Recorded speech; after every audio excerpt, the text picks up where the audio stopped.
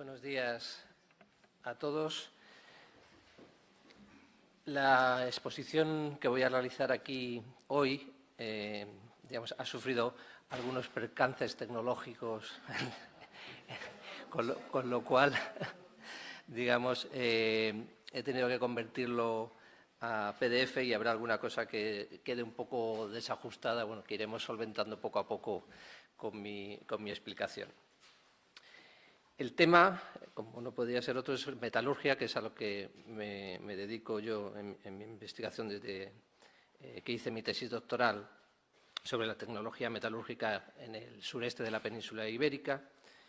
Y la charla de hoy para mí tiene, un motivo especial de agradecimiento al museo por ofrecerme la oportunidad de presentar algunas nuevas ideas aquí, porque hace 22 años, más o menos también a finales de octubre, fue la primera vez en la que pudimos presentar las primeras fechas cronológicas sobre la presencia de la metalurgia en Cerro Virtuz. Hoy volvemos aquí, 22 años después. Vamos a seguir hablando de Cerro Virtuz. Y en este periodo de tiempo intermedio hemos intentado tratar de responder a por qué la metalurgia pudo tener una antigüedad tan grande en la península ibérica y si realmente pudo constituir una innovación o una invención independiente. Este es un tema controvertido que evidentemente tiene que basarse en datos arqueológicos que los respalden, pero que muchas veces la propia dinámica de la investigación, los problemas historiográficos del material y la orientación de las investigaciones pues, han estado condicionando un poco esta respuesta. Creo que por fin, y hoy es la primera vez que se va a presentar en público esta posible explicación, pues permita realmente una aceptación de esta idea de la innovación independiente de la metalurgia en la península ibérica. Pero antes de entrar en los datos más concretos, tengo que recordar qué entendemos por metalurgia. Aquí tenemos, de manera sintética, lo que es el desarrollo tecnológico que propusieron Coughlan y Wertheim sobre la evolución de la tecnología metalúrgica. Tenemos una primera fase premetalúrgica en la que se trabaja con cobre nativo. Aquí podríamos quizá también incorporar el oro, o sea, el tema de la orfebrería. Y este cobre nativo que aparece en la naturaleza tal cual, sin modificación y sin alteraciones, pues se puede trabajar con la forja en frío, deformándolo y obteniendo, las formas que nos interesen con este tipo de trabajo de percusión y golpeado.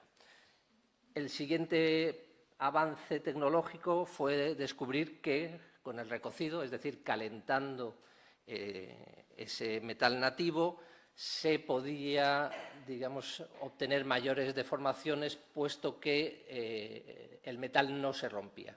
Es decir, la deformación del metal tiene unos límites y estos límites, si se sobrepasan, pues produce la rotura de la pieza. Con la técnica del recocido podemos recristalizar la estructura cristalina y nos permite continuar y seguir deformando la pieza y obteniendo formas más complicadas.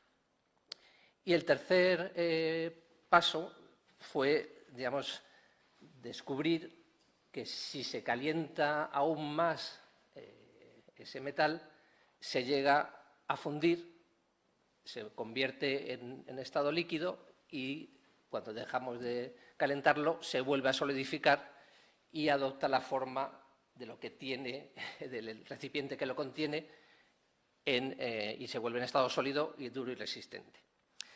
Pero, toda esta secuencia, que es importante por algunas cuestiones tecnológicas que hemos tratado de explicar en otros artículos, digamos, es un trabajo premetalúrgico. La metalurgia, la verdadera tecnología metalúrgica, se inicia con la reducción de los minerales de cobre. Es decir, es el primer proceso de transformación de la naturaleza, no modificación de la forma, sino transformación real, química, de una materia prima. Es decir, en este caso, los minerales de cobre, que son carbonatos, óxidos, que tienen colores verdes, que tienen colores azulados, para obtener un metal que tiene unas propiedades físico-químicas diferentes y que también tiene un color y una estructura diferente. La cuestión es de entender cómo se produce esta invención, es que nosotros vemos un objeto de metal y no podemos realizar una vinculación directa con el mineral del que procede, porque no hay físicamente una relación directa.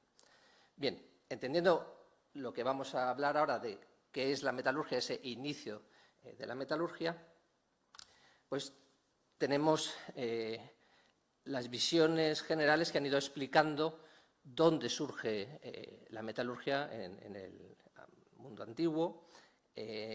Las cronologías más antiguas serían premetalúrgicas, es decir, el trabajo del cobre nativo en las zonas del Próximo Oriente, principalmente en la zona, digamos, de Turquía y el Levante, y, digamos, en fases más avanzadas, ya a partir de finales del sexto milenio, en la transición sexto-quinto milenio, es cuando tenemos ya atestiguado que se está realizando actividades metalúrgicas, es decir, reduciendo minerales de cobre para obtener metal.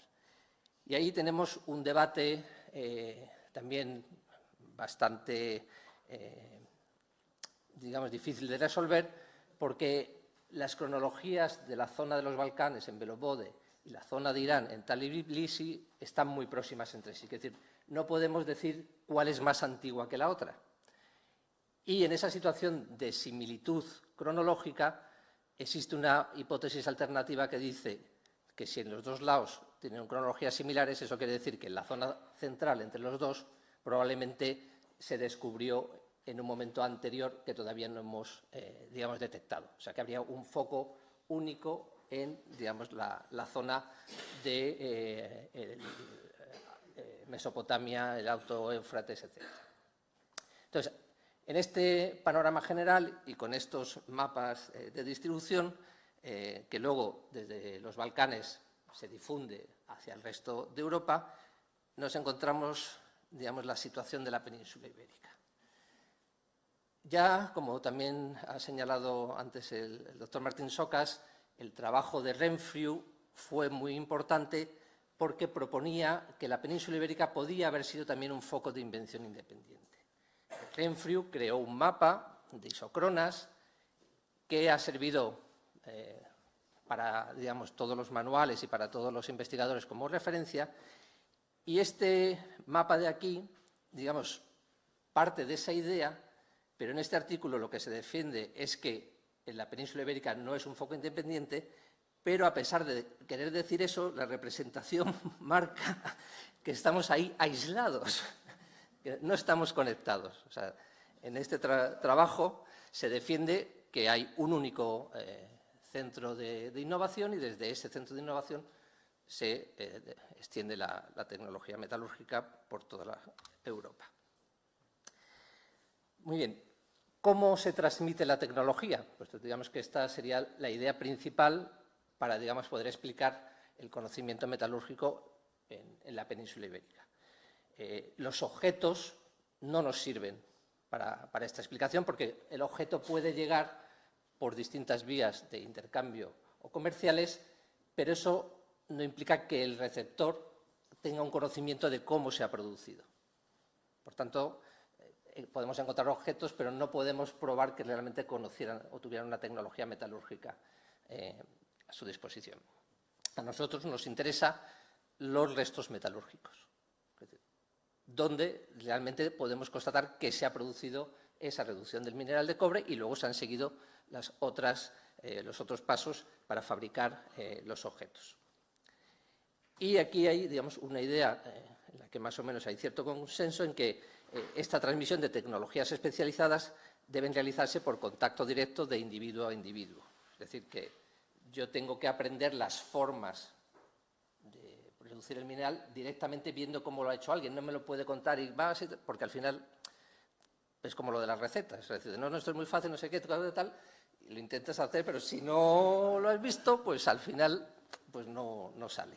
Entonces, quiero decir, la visualización, lo que hemos visto antes en la foto que presentaba Xavier Klopp, de la persona observando y luego verbalizando también las explicaciones, es necesaria. Entonces, ¿pueden producirse procesos de innovación e invención independientes?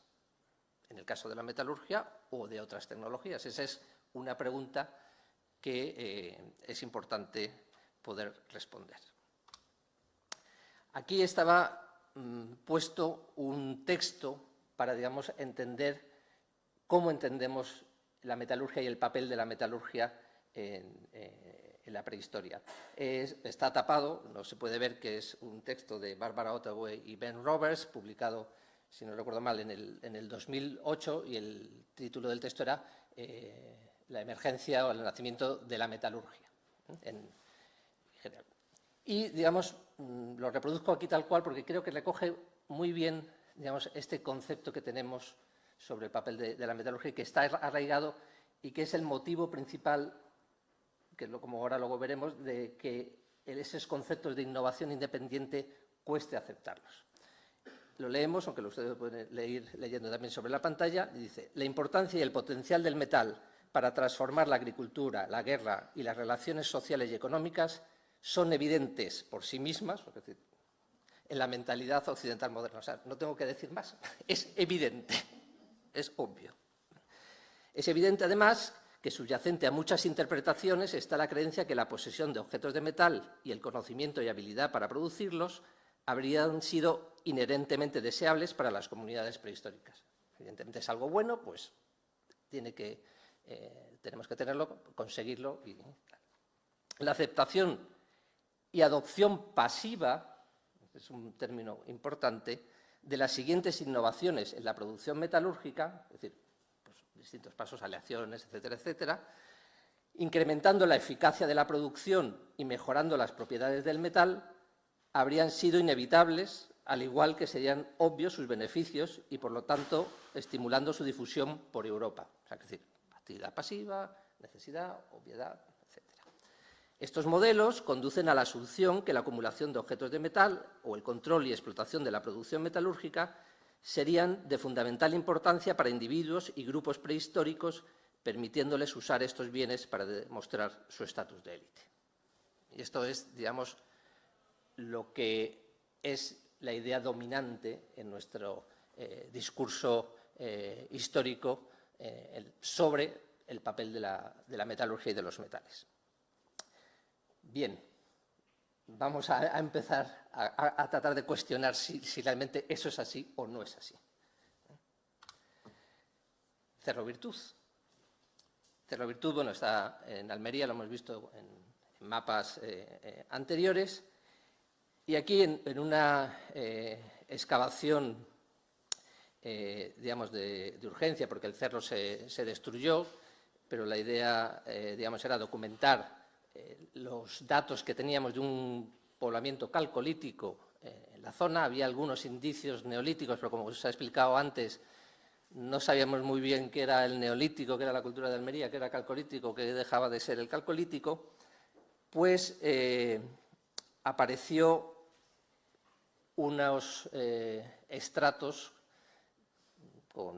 luego hablaremos también, o se verá el tema del enterramiento, donde recuperamos un fragmento de vasija de reducción, que es este fragmentito de aquí, 3 centímetros de longitud, muy pequeño, en un estrato que estaba, digamos, sin contaminar y que pudimos fechar con esta cronología. Es decir, la primera mitad del quinto milenio calibrado antes de Cristo. Es decir, y eso ponía a Cerro Virtud en una situación de mucha antigüedad con respecto a lo que se conocía en esos años, en el 96, de la metalurgia en Europa y en el Mediterráneo. Evidentemente es un dato, digamos, difícil de asimilar, porque de nuevo es un dato único, pero digamos es un dato único que existe. Es decir, no sabemos por qué, no hemos podido encontrar más, pero digamos ese dato, si los contextos son aceptados, pues habría que considerarlo.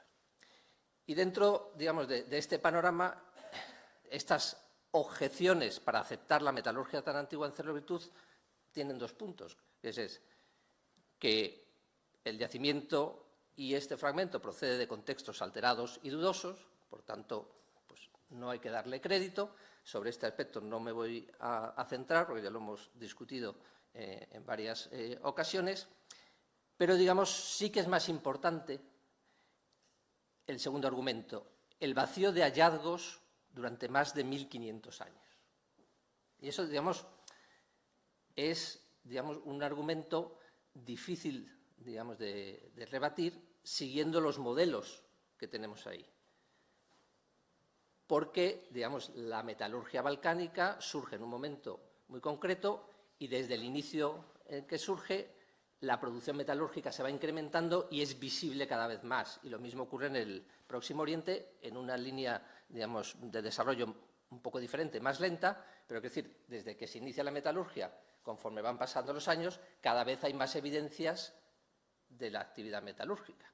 Si aquí tenemos Cerro Virtuz, que empieza en los 4500 a.C., pues lo lógico es que deberíamos ir encontrándonos cada vez un poquito más de evidencias hasta llegar al Calcolítico, en las que ya empezamos a tenerlos, pero aquí no lo tenemos. ¿Ese vacío es real o es una apariencia debida a las condiciones de la investigación, a problemas de cómo interpretamos, a cómo hemos investigado y a cómo podemos identificar esta actividad metalúrgica? Porque recordemos que en aquellos momentos Cerro Virtuz era un poblado al aire libre, solo teníamos Cabecicos Negros como paralelo y referente, todo era el mundo de las cuevas y no teníamos nada más. Y además la datación de Cerro Virtuz se situaba en este momento, teníamos el Calcolítico, Cabecicos Negros estaba a la misma altura, pero no sabíamos qué pasaba entre medias. No había datos sobre poblados, nos faltaban fechas, había materiales, pero no los teníamos situados cronológicamente. Por tanto, digamos, hay ese trasfondo que no conviene olvidar. Y ahora vamos a pasar a la zona de Sevilla, vamos a dar un salto para poder, digamos, empezar a entender qué es lo que pasó en la península ibérica.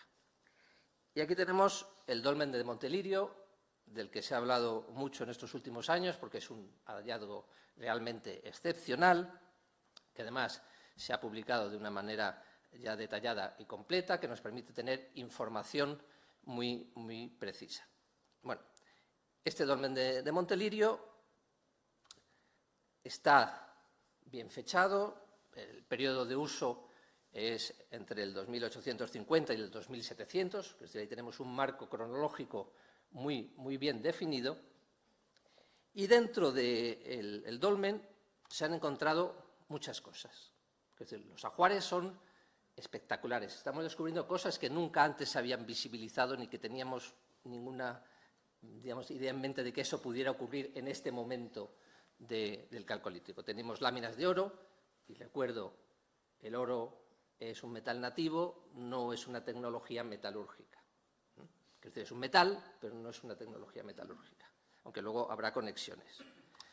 Tenemos piezas de marfil, o sea, elementos de gran riqueza.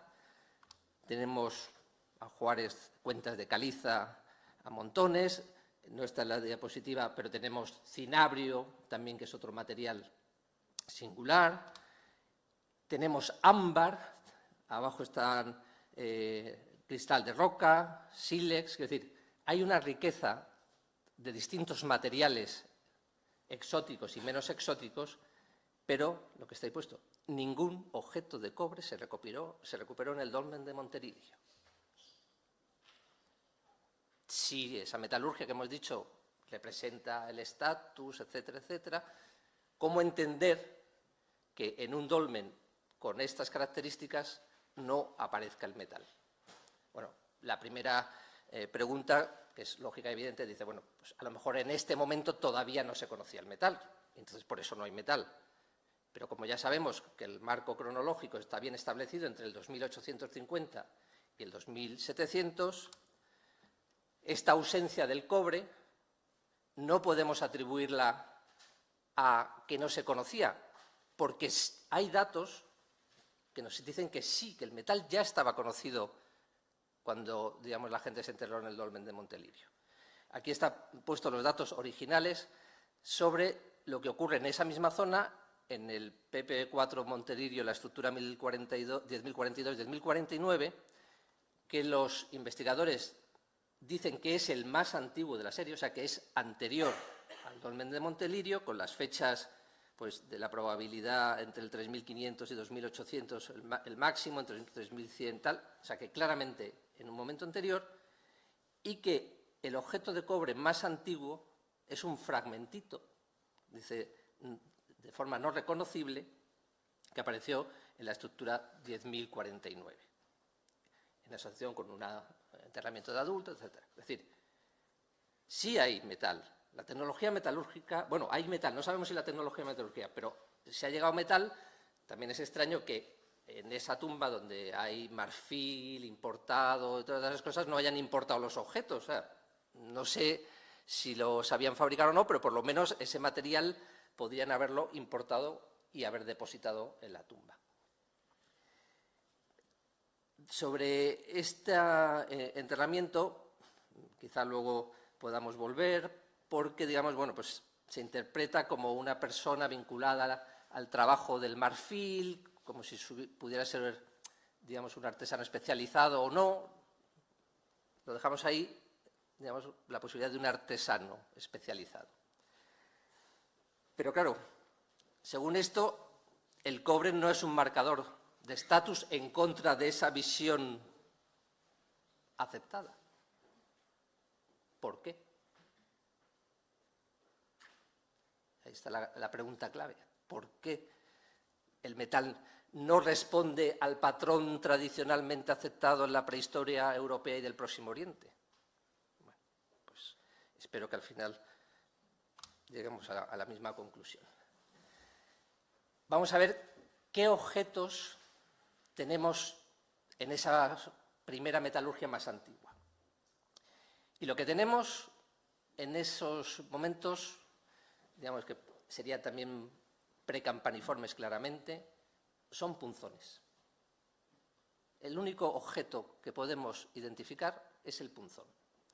Y aquí están puestos, digamos, las referencias de fechas que, gracias a los nuevos trabajos de investigación de Gonzalo Aranda y su grupo y de otra serie de investigadores que están trabajando con toda esta, digamos, actualización de la cronología de nuestra prehistoria, pues tenemos que la Churuletes I es una tumba donde aparece un punzón y se fecha, pues en ese momento también, digamos, anterior o contemporáneo al dolmen de Montelirio. O sea, más pruebas de que realmente la metalurgia se conoce, o el metal se conoce. El llano del Hawthorne 6 pues, tiene dos dataciones, una un poco más antigua, otra, digamos, un poquito más moderna, pero siempre en ese momento del primer cuarto, casi por decirlo, del primer cuarto del tercer milenio. En el llano del Hawthorne 5 aparecieron 12 punzones, ni más ni menos, es decir, ahí ya hay un volumen mayor, de nuevo en ese rango cronológico que tenemos. Sin embargo, cuando vemos las tumbas que tienen otra serie de objetos, como hachas, las puntas de palmela, puñales, como sería, por ejemplo, el llano de la Atalaya 6, que tiene un hacha plana, una punta de palmela, un puñal de escotadura, dos punzones, las dataciones ya se van a momentos más recientes. Es decir, que los otros tipos de objetos probablemente están apareciendo en momentos ya más avanzados de este calcolítico. Hay más fechas o posibles indicios, por ejemplo, el punzón del nivel 1 de las pilas, que en principio, bueno, tenemos fechado la fase 5, en ese momento 2800-2700, pues hay que pensar que también sería anterior o por lo menos contemporáneo a ese rango cronológico, o sea, es otro elemento, digamos, tal. Ahora estamos estudiando un punzón del yacimiento de Vilches 4 en Ellín, en Albacete, vinculado a esta cronología, es decir, en ese momento del primer cuarto del tercer milenio. O sea, y en ese momento solo hay punzones, no hay más objetos. Introduzco aquí el tema de los castillejos de Montefrío, que es importante y clave, pero que no tenemos definido exactamente qué es lo que aparece ahí, porque se mencionan objetos metálicos, herramientas, sin especificar qué son. Yo pienso que probablemente serán únicamente punzones, que se sitúan en el periodo V, en las fases 17 y 18, con dataciones en torno a, digamos, el último cuarto del cuarto milenio antes de Cristo, es decir, un poquito anteriores a todas estas dataciones que tenemos, pero, digamos, para demostrar que en ese momento, digamos, hay metal. El metal es algo conocido. La cuestión es por qué no se representa o se incluye en sepulturas donde hay otra serie de elementos. En esta, digamos, búsqueda que hemos tenido en estos años para encontrar, digamos, algo que ayudara a hacerlo virtud, para que no fuera el caso singular y aislado, pues hace un poco tiempo, bueno, no tampoco, pero bueno, según van siendo las circunstancias, Ruth Maicas ordenó toda la colección Siret del Arteal que hay aquí y registró en su momento unos fragmentitos de metal, que son esos dos, son realmente minúsculos, que estaban en un hueso, ahí adheridos, que en su momento nosotros publicamos porque aparecía en un silo que tenía esta vasija aquí, decías, bueno, pues será más calcolítica, es una forma muy rara, ¿no? Vamos, quiero decir, no es una forma neolítica, pero como tampoco tenemos definidas las tipologías, pues bueno, pues será calcolítico. Ahora, revisando todo el material otra vez, pues resulta que esta forma con el labio así, es verdad que este vaso del Escendres tiene otra serie de decoraciones, pero es decir, el perfil es la misma cosa. Aparece en el nivel H15 del Escendres, que está datado en la primera mitad del quinto milenio antes de Cristo, es decir, en esa cronología próxima a Cerro Vitruz. En este silo también apareció un fragmento de brazalete de concha, si no recuerdo mal, en estado de fabricación, o sea, otros elementos de adorno que son más típicos del Neolítico, y que quizá podrían decirnos que en el Arteal también hubo algo de metal, pero desafortunadamente la datación de carbono 14 que intentamos pues falló porque no había colágeno en la muestra de hueso. Pero digamos que queda ahí como potencial para discutir si realmente, bueno, esta forma cerámica puede ser más moderna o más antigua, pero digamos, de momento no podemos decir nada más. Pero sí podemos decir cosas de las que han ido apareciendo en esas tumbas, en esos Rungraver que hemos mencionado y que empiezan a tener dataciones de referencia, porque ya Louis Siret, como es obvio y evidente, pues describió y clasificó. Él, en ese libro de la España prehistórica, que quedó inédito, que luego se reeditó en un facsímil a principios de este siglo, recogía ordenadamente, según lo que él creía, y bueno, en su concepto de neolítico, que tampoco necesariamente es el actual, pero bueno, tenía algunas cosas que en general coinciden, una serie de yacimientos donde en estas tumbas circulares, sin elementos aparentemente modernos, aparecían punzones de cobre. Uno de ellos es este de el Ajarar, que corresponde a Cruz de Antas, también se conoce como Cruz de Antas, pero publicó también el fragmentito de punzón de Puerto Blanco. Digamos, es una sepultura muy interesante que contenía 8 individuos, que presenta este ajuar que en la publicación original de 1890 se ve más completa y más detallada, con grandes láminas y siles. Este punzón del cabezo de los Grajos, con este ajuar asociado, o este otro punzón del hoyo o algo así de los pescadores, que está en la provincia de Murcia. Es decir, elementos son siempre punzones, vuelvo a recordar, punzones, vinculados a estas tumbas, que ahora sabemos que son ese antecedente inicial, que evidentemente no podemos concretar que sean absolutamente neolíticas, porque siempre tenemos el problema de las reutilizaciones, y ese ha sido uno de los problemas, es que cuando aparecía metal en un contexto donde había neolítico, pues entonces, como es metal, es calcolítico, no puede ser neolítico. Entonces, tenemos esas limitaciones. Y aquí es donde viene, digamos, el gran salto para poder entender qué es lo que ha pasado con la metalurgia. Y es esta posible y en principio real relación con la industria lítica y la talla de las láminas y, sobre todo, también de las grandes láminas. Y aquí yo reconozco que no tengo conocimientos específicos porque no conozco la tecnología lítica para dar opiniones, etcétera, pero se supone que las cosas que están publicadas por estos investigadores pues, bueno, pueden estar debatidas, pero bueno, es una base para seguir trabajando.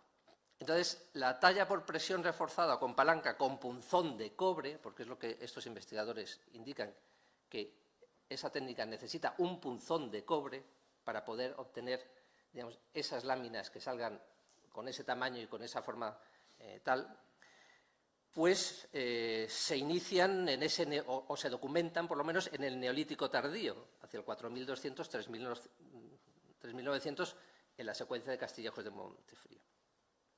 Entonces, digamos, un punzón de cobre transmite la presión al núcleo, descartándose experimentalmente que otros materiales puedan producir ese mismo efecto.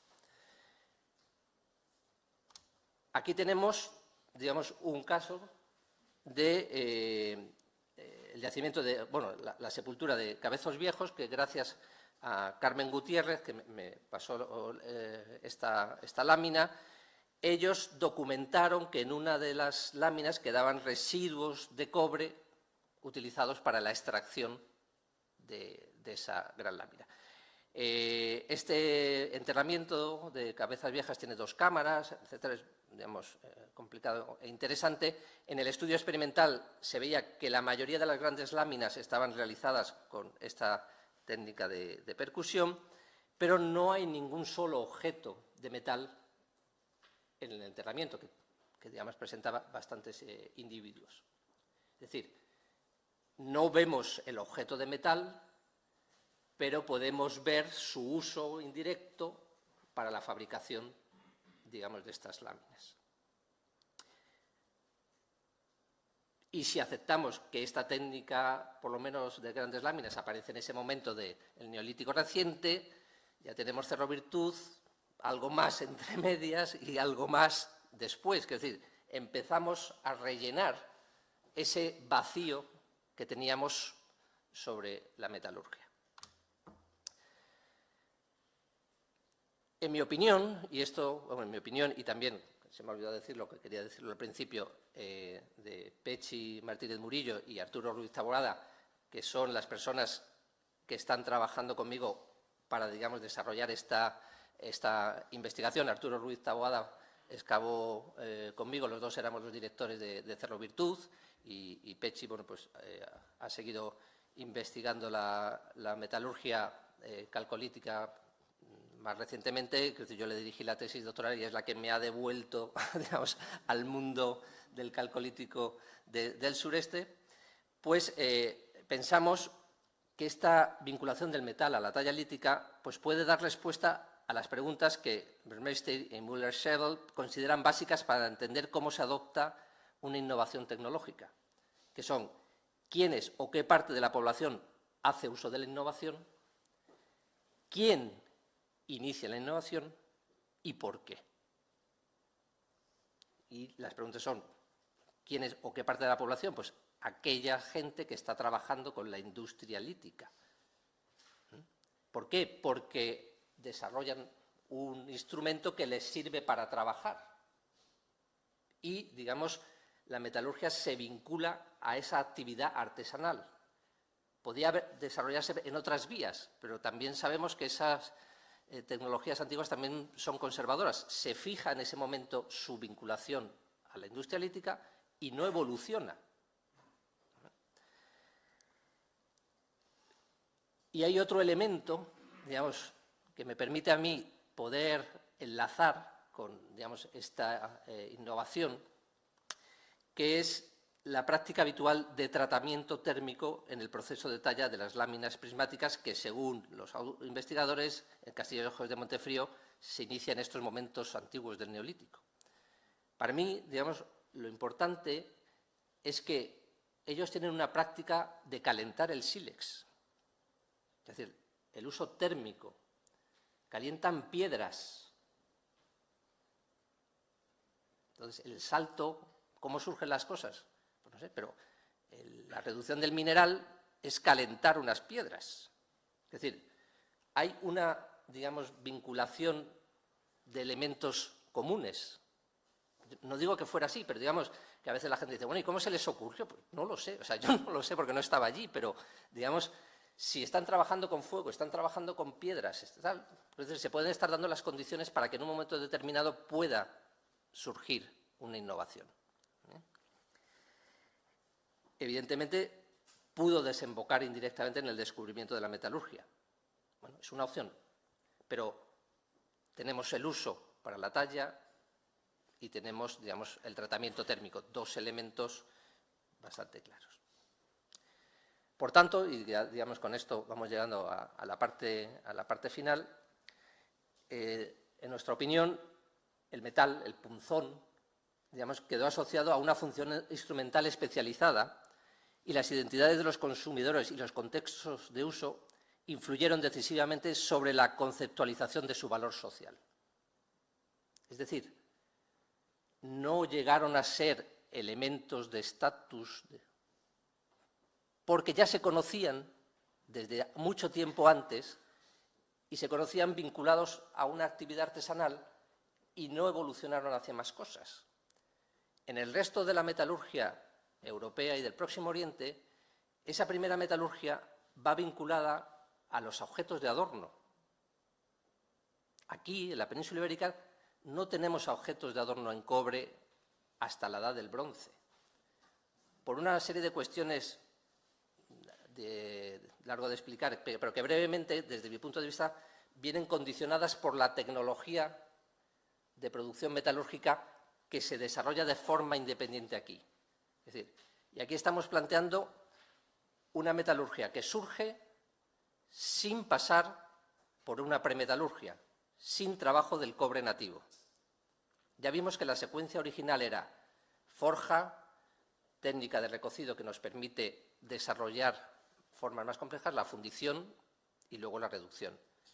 Si aquí, y pongo el sí, porque es una hipótesis que, digamos, yo planteo, creo posible, pero evidentemente habrá que seguir reforzándola, se inventó la metalurgia porque se redujo los minerales, se descubrió que se deformaban, que podían hacer punzones mediante la forja en frío, que no estaban usando el recocido, porque, digamos, el uso del recocido en la península ibérica es bastante tardío y avanzado, y además hasta la Edad del Bronce no bien dominado, quiere decir que no siguieron la misma secuencia tecnológica que en el resto de Europa y del Próximo Oriente, y que, digamos, desarrollaron su propia vía tecnológica, en la que el recocido no era una técnica conocida o empleada, y en la que, digamos, los objetos de adorno, normalmente los más antiguos, son objetos que hay que doblar, torcer, en el que el recocido es básico para que, digamos, no se te rompa.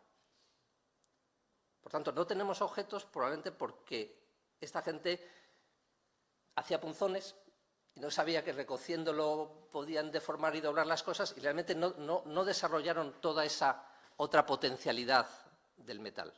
Al no hacer adornos, tampoco, digamos, adquirió el valor social de representación que puede tener el metal.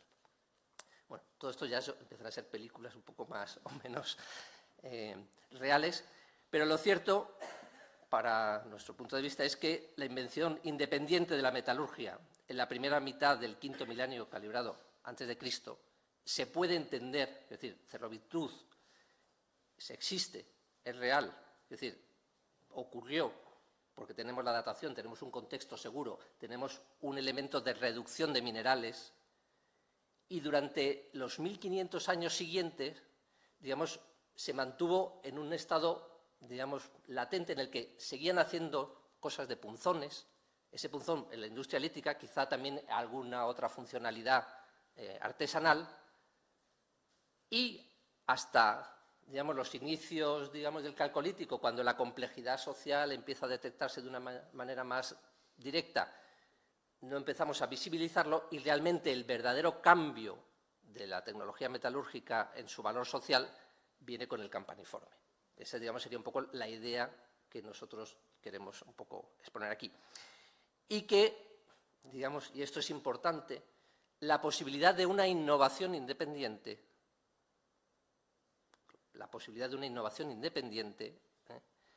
puede ocurrir, y que las soluciones no son unívocas ni lineales. Existen formas, dependiendo de la sociedad, es decir, la sociedad es activa, no pasiva, como decíamos al principio. Dependiendo de esas circunstancias, se desarrollan de una forma o de otra. Es decir, no hay un único camino. Y eso es importante, digamos, decirlo en estos días.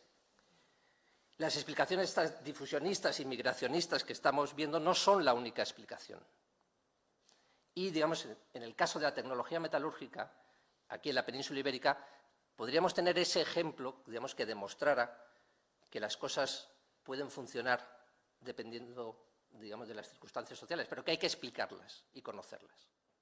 Y nada más de momento. Muchas gracias.